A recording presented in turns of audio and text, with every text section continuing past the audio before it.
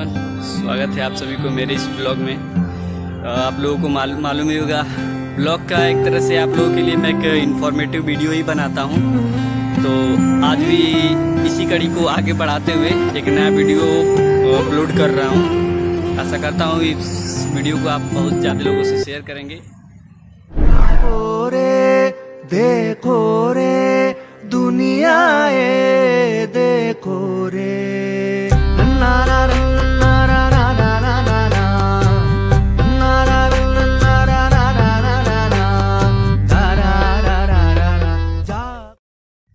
अभी मैं खड़ा हूँ गोठा में और ये मेरे पीछे जो होटल है आप सभी का नाम मालूम होगा। इसका नाम है तथागत। तथागत एक पाली वर्ड है जिसका मतलब होता है सत्य के आधार पर बात करने वाला, अर्थात महात्मा बुद्ध।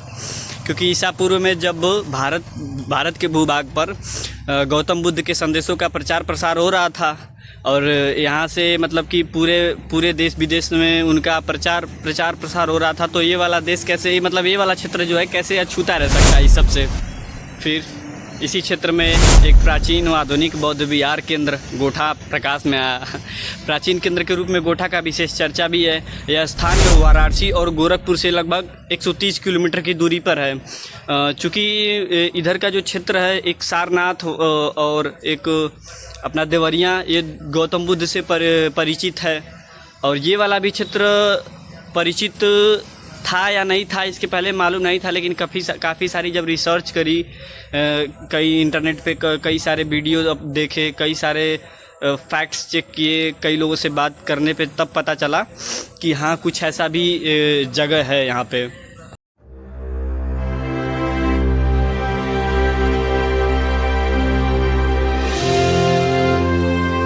महात्मा बुद्ध का नाम एक और तथागत नाम था, ठीक है। तो तथागत के नाम पर ये जो पीछे देख रहे हैं ये होटल बन गया है, होटल, और ये भी सरकारी होटल के अधीन है। और इसका निर्माण चूँकि सरकार ने नहीं करवाया था, इसका निर्माण जो है एक जापानी कंपनी, आपको पता ही होगा, जो हमारे पूरब साइड के जो देश है और कुछ आसपास के जो पड़ोसी देश है बौद्ध को कितना मानते हैं, तो यहाँ की जो ये होटल है जो जापानी कंपनी ने बनवाया था, यहाँ की सरकार ने नहीं बनवाया था। अब यहाँ की सरकार ने नहीं बनवाया था तो आप ये ना सोचिएगा कि बौद्ध का संरक्षण यहाँ पे नहीं मिलता है, और बहुत सारी ऐसी जगह हैं जहाँ की संरक्षण है अभी।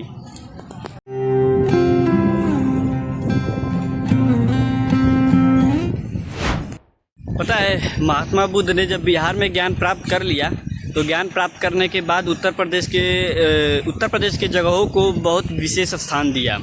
उसी में सारनाथ है, और सारनाथ को पाली में स्पन मृगदाय कहा गया है। स्पन मृगदाय का मतलब पाली भाषा में ये है कि जहाँ पर मृग झुंड में रहते हैं। और उसी प्रकार ये हमारे गोठा है, और गोठा को पाली भाषा में गोसिज सालवनदाय कहते हैं।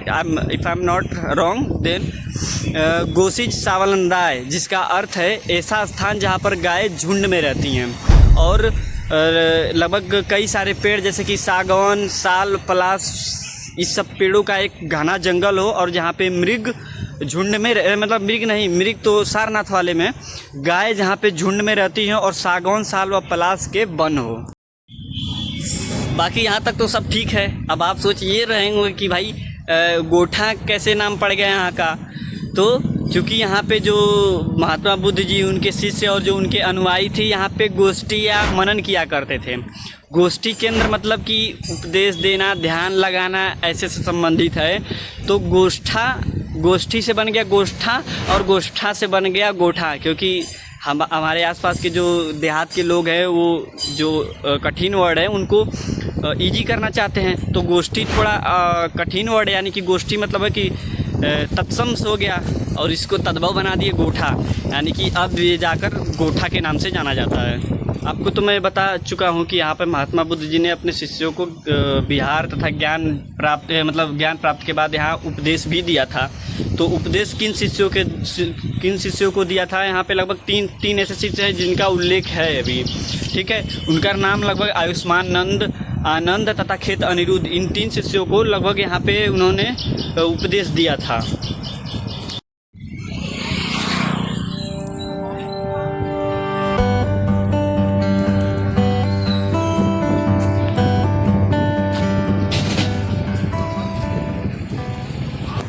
इंटर करने पे कुछ व्यू, टूरिस्ट बंगलो, यहाँ पे रिसेप्शन वगैरह होता है।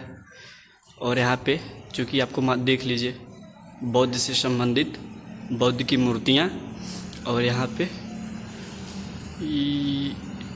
अलग अलग जो हमारी जगह हैं, बरसाना की, अयोध्या और ये विंध्याचल, मिर्ज़ापुर का कतरनी घाट और मुखा फॉल, सोनभद्र, ये भगवान जी की मूर्तियाँ हैं जो उत्तर प्रदेश का पिलवस्ती, श्रावस्ती, संकिसा, कौशाम्बी, 4 जगहों का यहाँ कनक भवन।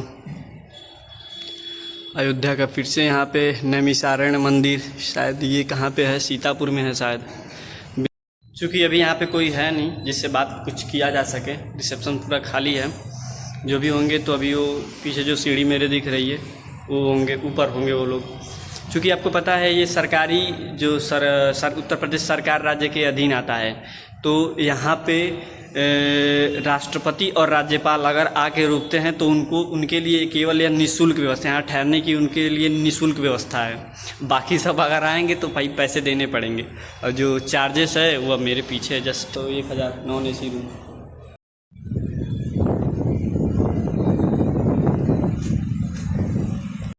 अब आप ये सोच रहे होंगे कि मैं ये फैक्ट्स मतलब लाया कहाँ से हूँ, ये तो गलत भी हो सकता है, बिल्कुल गलत हो सकता है। लेकिन आपको मैं बता दूं, पाली भाषा में एक गोसी साल वनदाय स्थल का वर्णन जो है, यानी कि जो हमारा गोठा है इसका वर्णन जो है, इस स्थल का वर्णन बौद्ध ग्रंथ के मध्यम निकाय पेज नंबर 32 और महागोसिंगत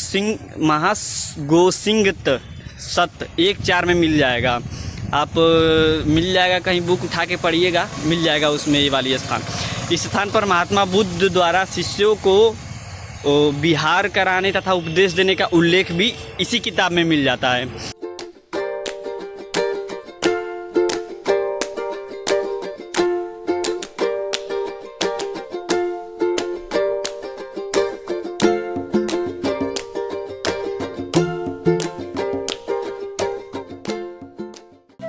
अब गोठा आ गए हैं तो जो गोठा वाली बाज़ार है उसके बारे में चर्चा ना करें ये तो गलत बात है। तो आपको बता दें कि जो यहाँ का बाज़ार है वो बहुत पुराना है। जब आसपास की कई सारी बाज़ार है, जो कि दोहरी घाट भी उतना ज़्यादा डेवलप नहीं था। और दोहरी घाट में जो पुल है तो उस पुल के नाव से लोग जाते थे, तो ऐसे तो जा नहीं सकते थे, तो बाज़ार करने नाव से जाना वो भी असंभव ही था उस टाइम। तो ये जो केंद्र है यहाँ का, मतलब बाज़ार का, वो ज़्यादा ही कुछ डेवलप था। तो अभी भी यहाँ की कुछ फेमस जो है, जैसे कि हरिपारा वाली भेली आ जाती है यहाँ पे, और जो जैसे कि मंडी टाइप की जो भी, जैसे कि किसान वगैरह अपना अनाज वनाज उगाते हैं तो लाकर यहीं बेचते हैं। तो जो हमारा गोठा है, एक तो ये वाला केंद्र हो गया, और बाकी जो है बाज़ार के रूप में या फिर अपने क्षेत्र के जो आर्थिक आय व्यय का जो भी साधन है सब यहीं से होता था पहले, अभी धीरे धीरे होता ही है।